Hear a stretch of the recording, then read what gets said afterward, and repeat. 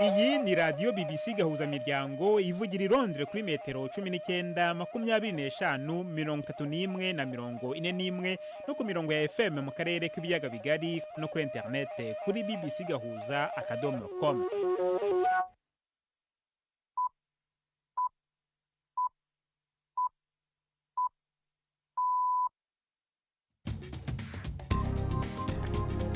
Ubu ni saa 10 n'igice ku isaha mpuzamahanga ya GMT, ni saa 12 n'igice ku isaha yo mu Rwanda no mu Burundi. Muri studio muri kumwe na Jacques Niyitegeka.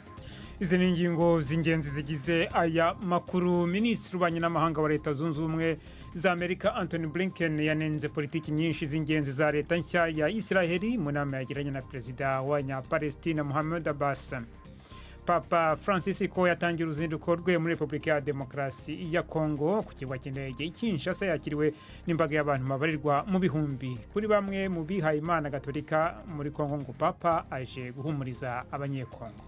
Papa aje gusura data wa twese, aje gusura abanyekongo cyane kubona n'abakristo Katolika bo benyine, guhumuriza mu bihe by'intambara turimo. Igisirikare cya leta muri Repubulika ya Demokarasi ya Congo cyatangaje ko cyategetse ingabo z'akarere ka Afrika y'Iburasirazuba ziri muri icyo gihugu gusubiza mu gihugu cyabo abasirikare b'u Rwanda bari mu buyobozi bukuru bw'izo ngabo i Goma. Tubafitiye n'ikinamico urunana mwese, ikaze mu makuru yo kuri uyu wa kabiri tariki ya 31 z'ukwezi kwa mbere.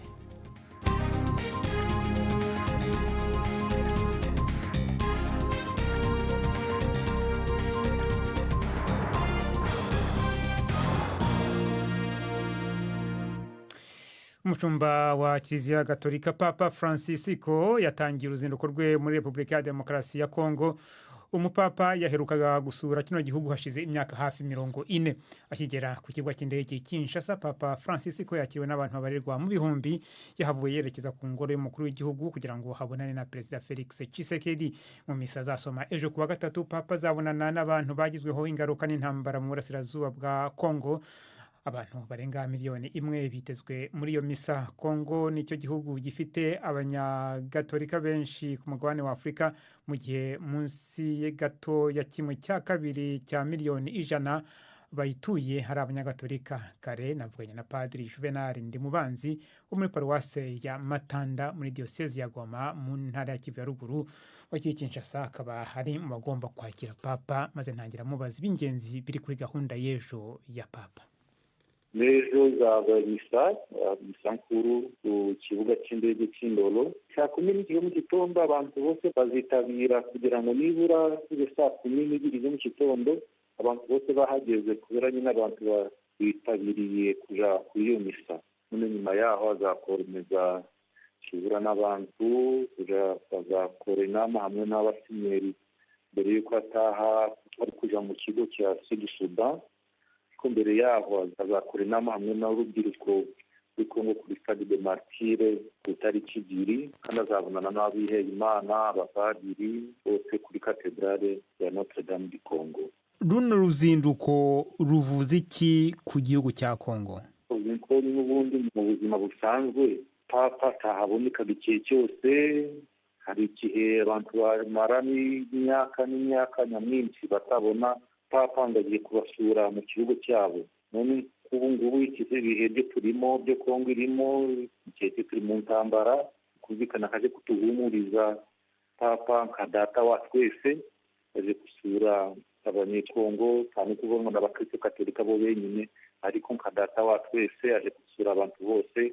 Tukaba dufite icyizere yuko nyuma yaho igihugu cyacu bazabona umutekano, bakahuza abayobozi kugira ngo noneho bumvikane, abantu b'Imana babeho neza, bari kuhira imitima hejuru kubera intambara zimaze imyaka myinshi. Mu mwaka ushize mu kwezi kwa 7, umushumba wa Kiliziya Gatolika Papa Francis kuri gahunda y'uruzinduko rwe yateganyaga gukorera muri Congo, ariko ntazi kurukura kubera impamvu z'uburwayi. Yagombaga no kuza mu burasirazuba bw'igihugu, kariya karere diocese ya Goma irimo, ariko ubu ngubu ntabwo azahagera. Abaturage babyakiriye gute? Abantu bose nyine bagoma ba Este bose baba bafite icyizere y'uko bazabona amapapa akabasura akareba ububabare bafite, wenda bafite n'icyizere noneho n'abahageze wenda azabwira amahanga kugira ngo bahagarike intambara. noneho kubera umutekano muke n'ubundi Goma aho bagize amahirwe yo kwakira papa, abantu bafite akababaro, bafite akahinda. Tugume muri Repubulika ya Demokarasi ya Kongo, igisirikare cya leta cyatangaje ko cyategetse ingabo z'akarere ka Afurika y'Iburasirazuba ziri muri icyo gihugu gusubiza mu gihugu cyabo abasirikare b'u Rwanda bari mu buyobozi bukuru bw'izo ngabo buri igoma. Kongo ivuga ko yabikoze ku mpamvu z'umutekano wayo. Umubano ukomeje kuba mubi hagati ya Kongo n'u Rwanda kubera intambara hagati ya leta ya Kongo n'inyeshyamba zo mu mutwe wa M23 mu ntara ya Kivu ya ruguru. Ni inkuru mwateguriwe na mugenzi wanjye Prime Ndikumagenge i Nairobi. Itangazo ry'umuvugizi w'ingabo za Repubulika ya Demokarasi ya Kongo General Major Sylvain Ekenge rivuga yuko abo basirikare b'u Rwanda baje bamaze gusubira mu gihugu cyabo. Kongo ivuga kandi ko kubera ivyo u Rwanda rwaciye ruhamagaza abaofisiye barwo bose bari mu rwego rw'ubugenzuzi ruhurirwako n'ibihugu vy'akarere, urwego rukorera igoma ruzwi nka Mécanisme Conjoint de Vérification Élargie MCVE. Umuvugizi w'igisirikare cy'u Rwanda Brigadier General Ronald Rwivanga mu butumwa bwanditse yabwiye BBC ati su Rwanda rwahamagaje abaofisiye barwo ni Kongo yabirukanye. Nubwo Kongo isanzwe yaranse ko u Rwanda rurungika ingabo zarwo mu ngabo z'akarere ka Afurika y'Ubuseruko, mu biro bikuru vy'izo ngabo Etat Major harimwo abaofisiye b'u Rwanda. Izo ngabo z'akarere zahawe inshingano zo gufasha kugarukana amahoro mu buseruko bwa Kongo burangwamwo imigwi irenga 100 yitwaje ibigwanisho, bibaye ngombwa izo ngabo zikazakoresha inguvu mu kwaka ibigwanisho iyo migwi. Muri iyo harimo M23. Kongo ivuga yuko u Rwanda rwinyegeza inyuma mu gutera ico gihugu kibanyi, ivyo u Rwanda rudasiba guhakana. Ibivugwa n'uruhande rwa Kongo bibaye mu gihe hitezwe iperereza rya MCVE kwiraswa ry'indege ya Kongo hafi y'ikibuga c'indege ca Goma. U Rwanda ruvuga yuko yari yavogereye ikirere carwo, nayo Kongo igahakana yuko iyo ndege itari yarenze urubibe bihana n'u Rwanda. Tukiri ku makuru yerekeranye na Kongo, inteko nshinga amategeko y'u Rwanda yashyizeho komisiyo idasanzwe kwiga ibibazo biri mu karere bifite umuzi mu bihe bya gikoloni. Ni komisiyo yari yifujwe mu cyumweru gishize ubwo Minisitiri w'Abanyamahanga Vincent Biruta yari mu nteko ishinga amategeko asobanura ibibazo igihugu cye gifitanye na Repubulika ya Demokarasi ya Kongo. Ni komisiyo yari yifujwe na bamwe mu badepite ndetse igitekerezo cyayo gishyigikirwa na Minisitiri Biruta. Iyi komisiyo ngo igomba gusesengura ihereye mu gihe cy'ubukoloni umuzi w'ibibazo bihora aho hagati y'u Rwanda na Kongo. Ni inkuru ya Jean-Claude Mwambutsa.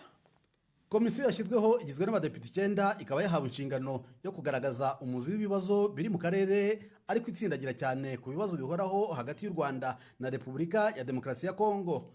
Komisiyo ngo igomba guhera kure mu gihe cy'ubukoloni kuko bimwe mu bibazo biriho byatangiye mu gihe cyabwo.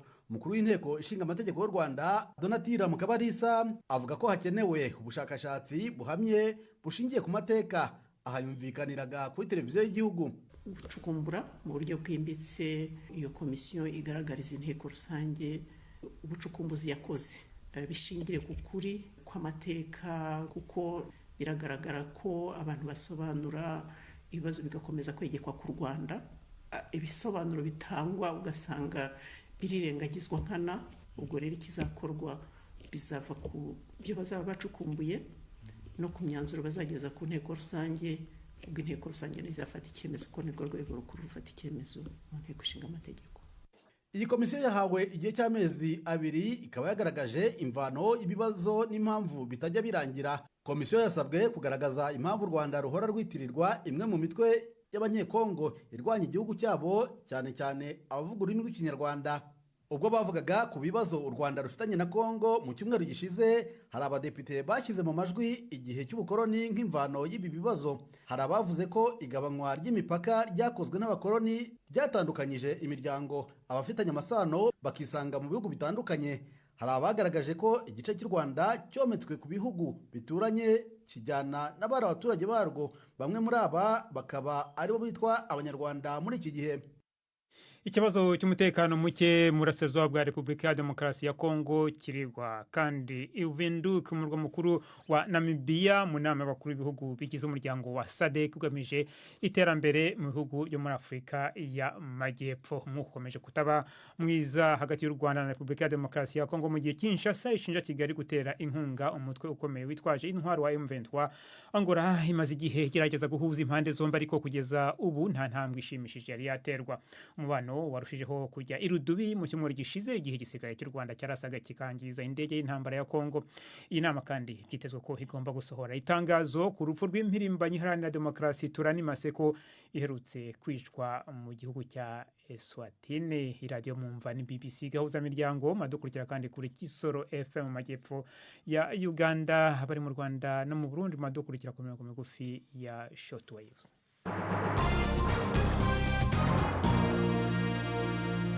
Noneho tugiye mu burasirazuba bwo hagati. Minisitiri w'ububanyi n'amahanga wa Leta Zunze Ubumwe za Amerika Anthony Blinken yanenze politiki nyinshi z'ingenzi za leta nshya ya Israeli mu nama yagiranye na perezida w'Abanyapalestina Mahmoud Abbas. Bwana Blinken yavuze ko Washington idashyigikiye ibikorwa bya buri ruhande byatuma bigorana kugera ku gisubizo cy'uko habaho leta ebyiri zibanye mu mahoro, birimo no kwagura gahunda zo gutuza abanya-Israeli mu duce Israeli yigaruriye. Iyi akaba hari imwe mu nshingano leta ya Minisitiri w'Intebe Benjamin Netanyahu ihuriyeho n'amashyaka atandukanye yagiyeho mu mpera z'ukwezi gushize.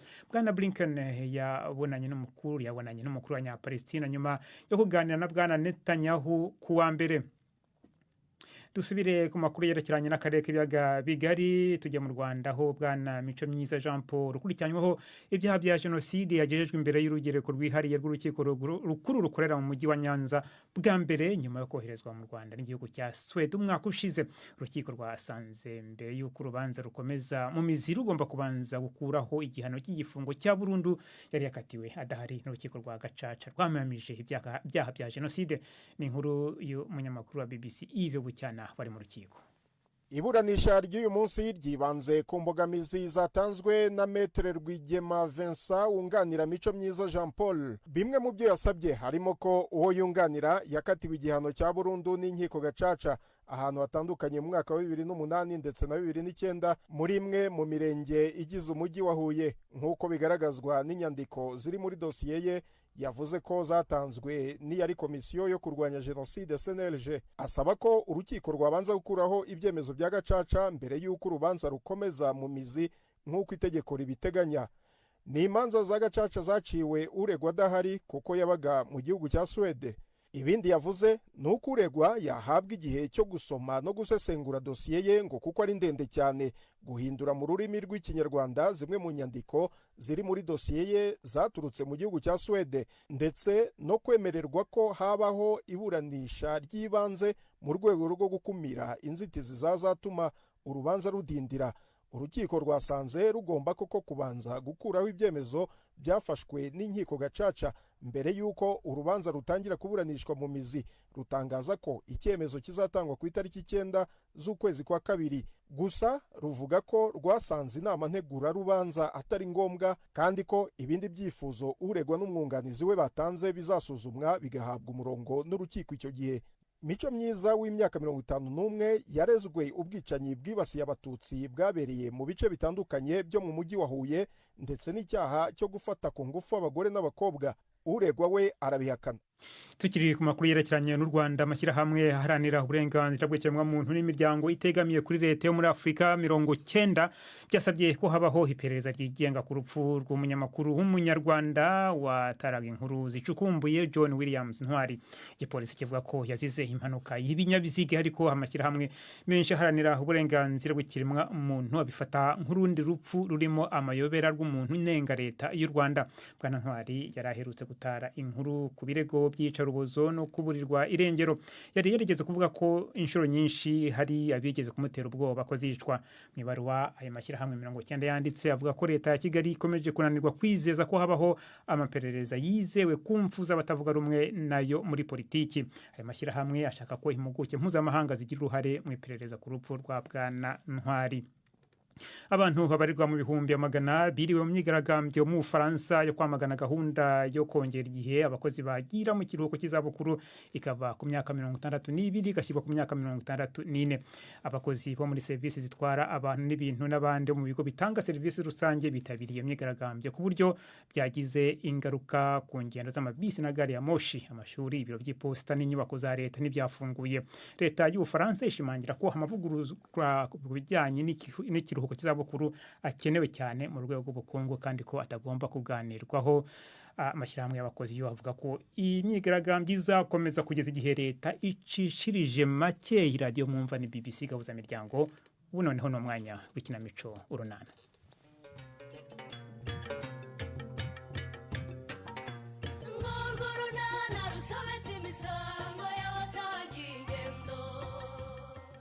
Petero yabashije kwikura mu musiri wa Patrick. Hagati aho kwa Philippe akanyamuneza ni kose. N'urunana. Utabyuka se yabiki. Diregiteri yamwandikira urupapuro rumusaba ibisobanuro by'impamvu atinda kujya mu kazi. Wakuyongeza utundi tunota nk'icumi. Noneho twisubire mu kwezi kwa buki. Ni kwa buki nyine. None si ibihe byiza gutya twabiherukaga ryari. Mbega umunyenga nari nkumbuye. Nawe se umva sha ngeze se ndi umuntu. Urumva uburyo twari twarimye kandi byose ari amakosa yanjye bude. Yari amakosa yawe ariko nanjye sinarishyashya kuko nafashe imyanzuro ikomeye kandi sinibutse kubanza kuganiriza. Bude nta kutangize pe. Nigiye wagize kwikunda gukabije pe. Apo reka ibyo tubyihore n'ubundi byarangiye kandi kiza kurushaho nuko byarangiye neza. Nukuri pe. Kandi nashimishwa no kubona inshuti n'abavandimwe ba hafi badufashije kwiyunga tutararinda kwishyira hanze rwose. Ariko Fili ndakumva. Uzi ko twari twararusenye byararangiye. Gusa jewe hari ikindi kintu nabonye nk'impamvu nyamukuru y'ibi byose. Ariko twabivuzeho kandi byararangiye. Ubu nzajya ngufasha nk'uko twari twarabyemeranyijeho mbere ndeke kwikunda rwose. Yego icyo nacyo ni ikibazo ariko burya si cyo nyamukuru kuko nacyo ni ingaruka z'ikindi kintu. Urashaka kuvuga iki bude? None si yo tuza kuba dufite umwana umwe kugira ngo tuba dufite iyi mirimo yose. Evuye heze tugifite Ganza wenyine se wabonaga Kantengwa ataramwitagaho kandi akanadufasha n'utundi turimo two mu rugo. Icyo navugaga rero nk'intandaro y'ibi byose ni ukubyara indahekana. Iyo tuza kuringaniza urubyaro ntabwo tuba twarahuye n'ibi bibazo byose. Ibyo birumvikana rwose kuko icyabiteye ahanini ni ukuba ngushaka kandi ugomba kwita ku bana babiri bakiri bato. Wakubiteraho rero n'akazi gasanzwe bikaba bihumiye kumira ari noneho. Nta kundi nyine ni ibibazo tugomba guhangana nabyo ariko biduhaye isomo hehe no kongera kubyara indahekana ngo twanze gufata uburyo bwo kuboneza urubyaro. Byihorere.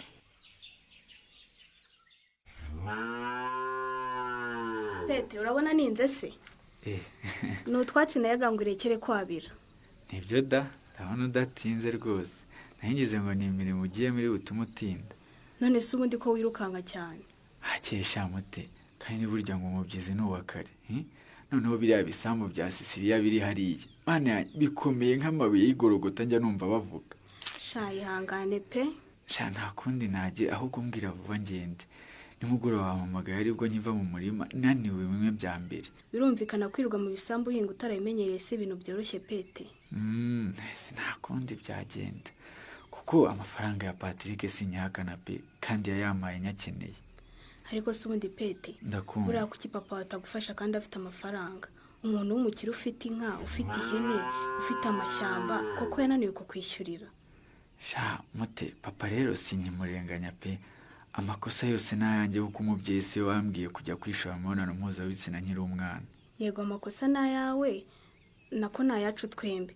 Ariko se nanone papa wawe yabona wiru guhingira Patrick wo mu kwaferi uri umunyeshuri wa kaminuza yumva napfumwe bimuteye. Sinzi uko wabyumva ariko kuri njye mbona iki gihano ari igihano cy'umwana utumvira ababyeyi. Pete nge ntabwo binshimishe kubona mu mirimo ya Patrick yakugize umucakara we. Erega nanjye ntibinshimishije mute.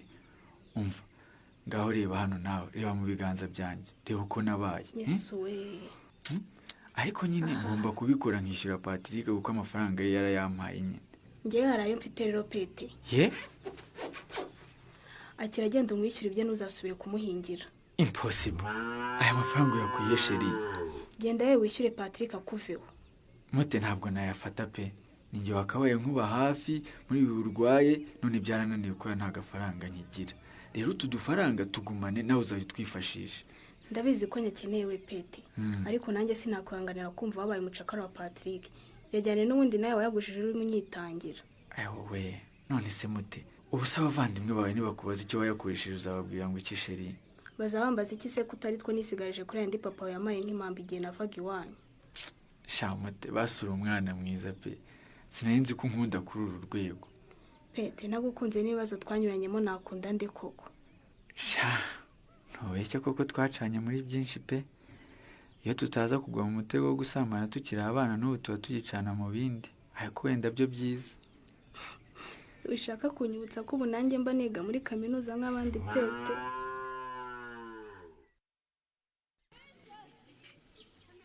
Guteriza ubwone uragarukira he firi? Aha simbiza ahubwo mu ncungire ntarenga aho ngiye. Banguka tukuranda tutiruka ukarenga aho wajyaga wa mugani wawe. Bwakeye Debo. Aramutse nawe Shyaka. Aramutse firi komera cyane. Nikuze. Kuhiruka cyane bite? Yewe ndimo kujya mu kazi ariko mbabonye imbere yanjye kandi nabashakaga. Ndavuga ntireka nongere intambwe mbashyikire. Wadushakiraga iki se firi? Ukanzwe n'iki se ubwo ngubwo? Kuza wiruka ngo wadushakaga mbese nibaza ntese nyuma yo kubaganiriza bise byongera biranga. Reka nta kwanga ahubwo nabarebaga ngo mbashimire kuko nge rwose na madamu twisubiriye mu kwabuki simabeshye. Uvugishije ukuri firi? Nukuri ni byiza pe. Niba nyuma y'igihe kinini ntawe uhura n'undi mwongeye guhuza urugwiro bigezaho. Byari byiza pe. Umva mubwire Shyaka. Mbwira rwose. Twaryamye ariko nawe menye igihe bwakereye. Noneho hawo dukangukiye ntabwo iri umugore ntibyuka witegura ujye ku kazi atashwi. Nanjye ntabwo ntireka mbyuka numva intege ziracitse niba musingubeshye. Nukuri mujye muganira buriya rwose ibintu byicwa no kutaganira. Narabibonye pe. Nukuri pe. Uziko haburaga gato ngo urugo rwanjye rusenyuke. Ni mama pe. Kandi mu by'ukuri nta kintu gifatika mwari mwarapfuye. Ahubwo se hari n'uwabikekaga ko aho twacaga hose wabonaga ari bwana Philippe na madamu dufatanya agatoki ku kandi twagera mu rugo bigahinduka injangwe n'imbeba. Nibyo rega bakubwira ngo abantu bambarira ku bibembe bakarimba. Nukuri kw'Imana ibintu byambayeho sinari narigeze ntekereza ko byambaho rwose na rimwe. Bibaho da. Nukwitware kujya uganira n'umugore wawe rwose. Hanyuma se wagiye ku kazi kawe nakubujije? Wambujije nyine. Ubu se natinyuka kujya mu kazi ngusize umeze gutya? Meze nte? Kuva nimugoroba ntushaka kumvugisha ndakubaza uko umeze ngo ningende. Jya mu kazi kawe nyine undeke cyangwa niba udashaka kujya gukora wirirwe hano twirirwane. Oya ngomba gukora kuko nakoze nitwabye ariko banza umbwira ikibazo ufite rero. Niba ngombwa mbanze ngiye kukuvuza. Nuko ye ujye kumvuza koko. Ujye kumvuza iki sera? Honori ugiye neza kwa muganga barakubwiye ngo niwongera kumva utameze neza mu mubiri ujye tujya kwa muganga cyangwa ku mujyanama w'ubuzima ukuri hafi. Siko batubwiye? Niba barabitubwiye se nyine mbwira niba wongeye kurwara malaria mbanze ngugeze kwa nonsi yatakuvura cyangwa uragira ngo nzongere mbura umwana wanjye kubera uburangare bwawe. Hanyuma se uramushakara? Ntamushaka se mfite bangaye. Ubu se iyo bahamagara Philippe ngo ni papa Ganza Ishyaka ngo ni papa Linda ukeka ko ngiye ntashaka kwitwa papa nk'abandi basore tungana? Karimi hari ibyo ukora rwose ngiye nkamuntu utabishaka. Ibiki se kandi nakoze bituma ubona ko ntashaka kuba papa w'umwana wanjye? Hanyuma se ko twavuze kwinda tuzayihisha bikaba hagati yanjye nawe n'abaganga kugeza igihe ubereye inkuru ni gute wabihinduye indirimbo ukirwa ibiririmbo? Utambeshye Honori nta muntu nigeze mbibwira. Nuko ye ntawe wabibwiye koko na nyoko se ntabyo wamubwiye? Ntabyo wamubwira? Ariko rero nawe ijya witondera kuvuga ibintu utazi. Ibyo bintu ntabyo nigeze rwose mbwira mama. N'ukuntu yabimenye simbizi kuko niwe wabimbajije kandi abimbaza rwose numva bizi neza. Noneho tuvuge ko asigaye yerewe. Ibyo kwerekwa ntacyo mbiziho gusa yabimbajije yarakaye ambwira ngo ni gute tumuhisha ko twasamye akagenda abyumva ku ruhande nk'aho ari rubanda. Nese ashaka ko tumubwira ubundi ngo abikoreho iki? Reka ujye wibuka ko uriya ari mama, aba yumva ashaka kumenya amakuru y'umwana we. Nawe rero uragenda uramubwira ibintu byose n'ibyo twari twiyemeje kugira ibanga. Ariko sinakubwiye uko byagenze koko, yabimbajije numva amakuru yose ayazi. Yewe icyo nakoze ni ukubyemera gusa. None se wagira ngo muhishe n'ibintu yamaze kumenya koko?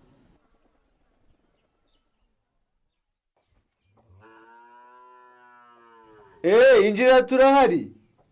Mani bite byawe? Salama patiri. Ntese ko warakaye bimeze bite? Ararara. Ubwo rero wameshe wahanaguye inkweto wakoze ibiki byose reka sinakubwira. Shandi kwitegura gusubira ku ishuri nyine niyo mpamvu nameshe. Ahubwo nindangiza akazi rwose ndaza gufata twa tuboro twanjye. Ahubwo nindangiza akazi ndaza gufata twa tuboro twanjye. Udufata se kuko koze ibyo twumvikanye. Guhinga se? Guhinga nyine. Mani ibintu uri kunkorera ni ibiki? Ubu se ko witeguye ukaba wigire ku mashuri urona hari hazahingwa nandi? Narumva igihe cyo gusubira ku ishuri cyaramfashe ngomba kwitegura nanjye rwose nkagenda.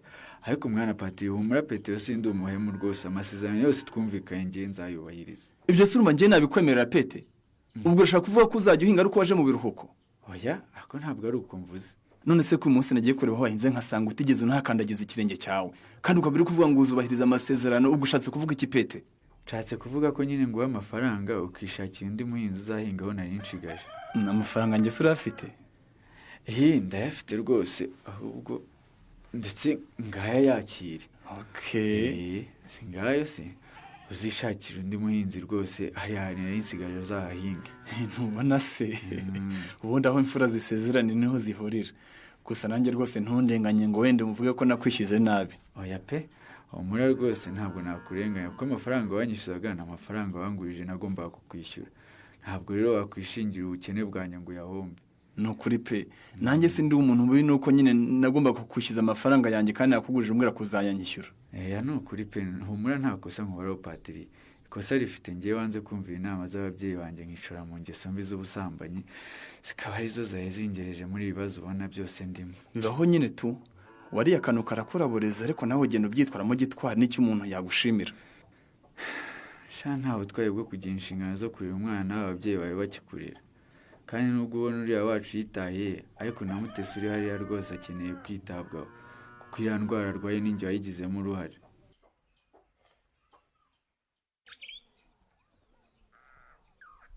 Ariko se urumva ibyo nari kubikora w'iki koko Nori? Sawa nyine niba ari uko byumva.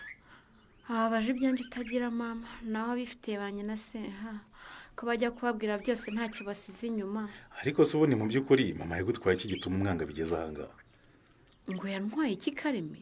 Ntacyo nzi rwose. Ubu nta nubwo twatubwiye ngo twitandukanye nawe ngo nitutamusaba imbabazi tuzibane nawe yibane. None se ubona tutarakoze amakosa ku nda ya mbere yavuyemo? Ubu ukwiriye gusama inda koko ikarinda iva mutarabwiranye uko bukwe? Mubwira se ngo amarire iki? Si ukumbwira ngo twitandukanye nawe ngo tuzamubona. Biriya ni iby'umujinya yewe tuzamubona se azatugira ate? Ndabizi se ahubwo nkawe umuhungu we mbwira icyo azatugira kuko ngiye nifitiye ubwoba da niba ashaka kuturoga yewe simbizi. Mama ntarogo Nori kandi rwose maze kubikubwira inshuro nyinshi cyane sinzi impamvu utabyumva. Niba atanaroga ariko amahane yaruta uburozi umukecuru aragenda akaba mubi neza neza ku buryo umuntu amuha mwaramutse yikandagira. Nori ndagukunda cyane kandi urabizi ariko na mama yarambyaye ndamukunda. Ubwo rero ugomba guhitamo hagati yanjye na nyoko ukunda cyane. Ariko se ndamhitamo kubera iki? Kuki ntabakunda mwembi? Umwe nkamukunda nk'umubyeyi undi nkamukunda nk'umugore wanjye. Ubwo si byo urumva byashoboka kandi yaravuze ngo tuzibane nawe azibana. Ariko yavuze ko azibana natwe tukibana ari uko twanze kumusaba imbabazi. None rero urashaka ngo tujye kuzimusaba? None niba aribyo byadufasha kubana nawe neza kuki tutazimusaba? Ngiye ndumva nta kibi nakoze cyatuma njya kumusaba imbabazi Kareme. None se ukumva ko tuzakomeza kurebana nk'injangwe n'imbeba?